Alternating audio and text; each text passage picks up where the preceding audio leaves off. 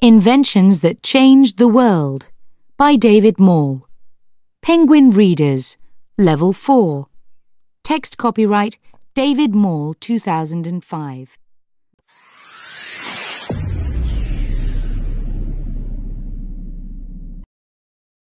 Chapter 9. Ideas. Can you imagine yourself as an inventor? You might think that you need to know a lot of science, but this isn't always true. The most important thing is a new idea, and ideas can come to all kinds of people in many different situations. Some of these ideas have changed the world.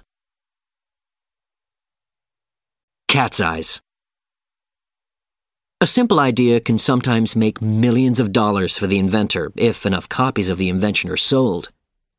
In 1933, an English road builder called Percy Shaw was driving home. At one point in the road, there was a bend with a steep drop on the right. The night was foggy, and Shaw followed the road with difficulty. Suddenly, the lights of his car caught a cat sitting on a fence. The light shone back to him clearly from the animal's eyes and possibly saved his life. Shaw realized that glass eyes down the center of roads could help to guide drivers. He started work and put together glass balls and mirrors inside a rubber case. Each time a car drove over them, the eyes sank into the road and were cleaned by a piece of rubber. The government didn't show much interest in Shaw's idea until his cat's eyes became useful during the war years, because street lamps were switched off at night and cars had to use very weak lights. Enemy airplanes couldn't see the light from cat's eyes. After the war, the government started a program to put cat's eyes on all Britain's roads. Shaw became rich but continued to live in the same house. In most ways, his life didn't change.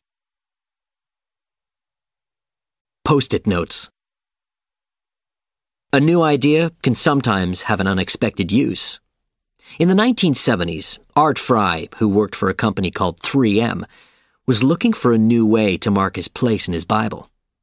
He noticed that somebody at the company had produced a new type of sticky material. It was strong enough to hold onto paper, but could be lifted off easily and left nothing behind. He realized that his problem was solved. 3M liked the idea and started to make little books of yellow squares of paper with this sticky material along one side. They were called Postit Notes, although most people today call them yellow stickies. Velcro. Sometimes inventors only have to copy what already exists in nature.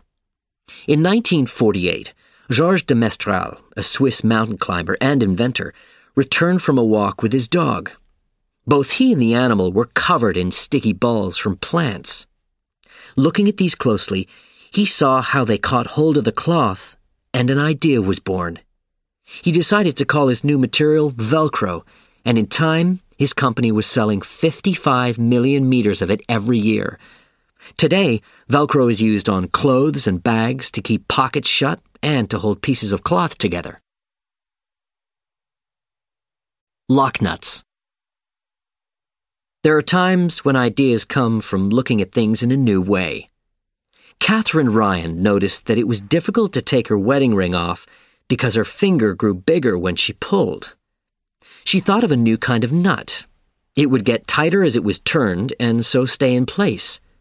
Today, these are called lock nuts. Millions of them are used in the building of many types of machines.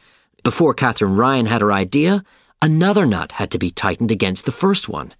This took longer and cost more. The sewing machine.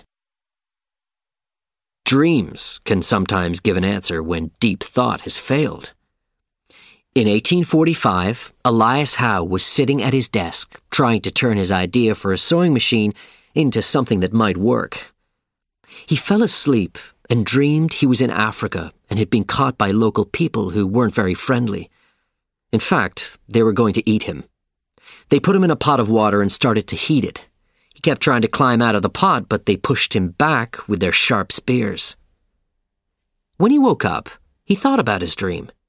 He remembered that the point of each spear had a hole in it and realized that this was the answer to his problem.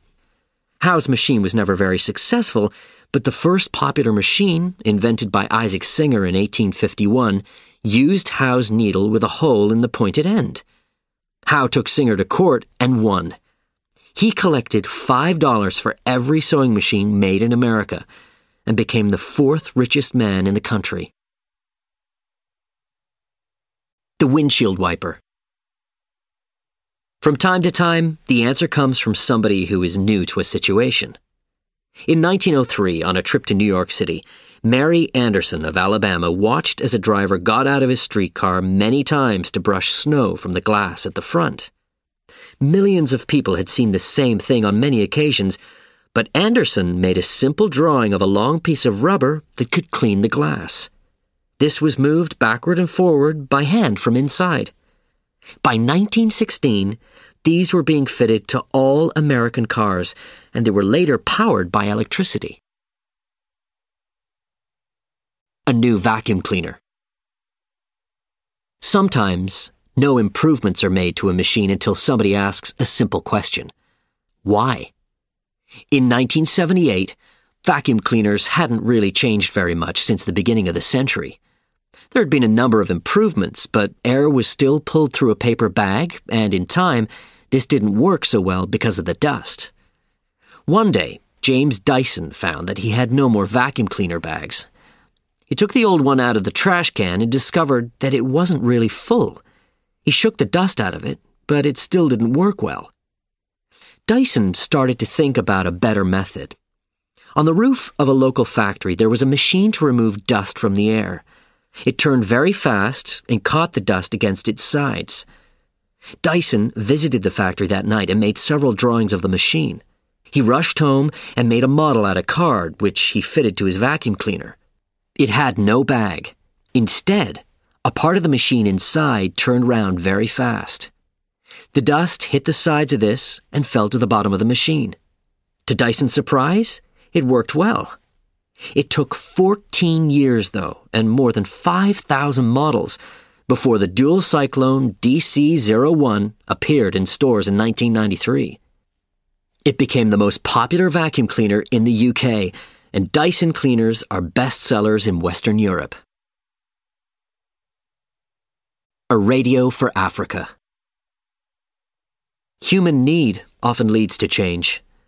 In 1991, Trevor Bayliss saw a television program about Africa.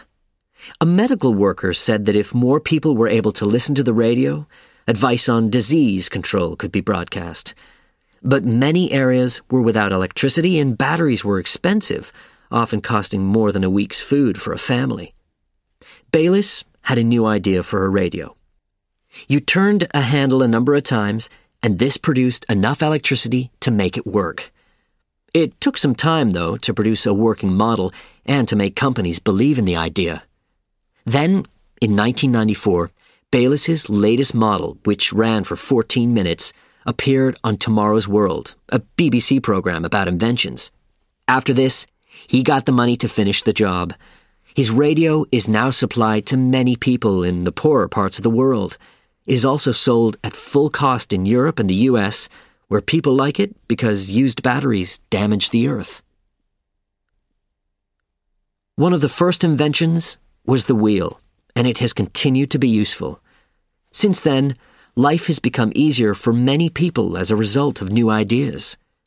Most important inventions came at first from China, and later from the Middle East, Europe, and the US.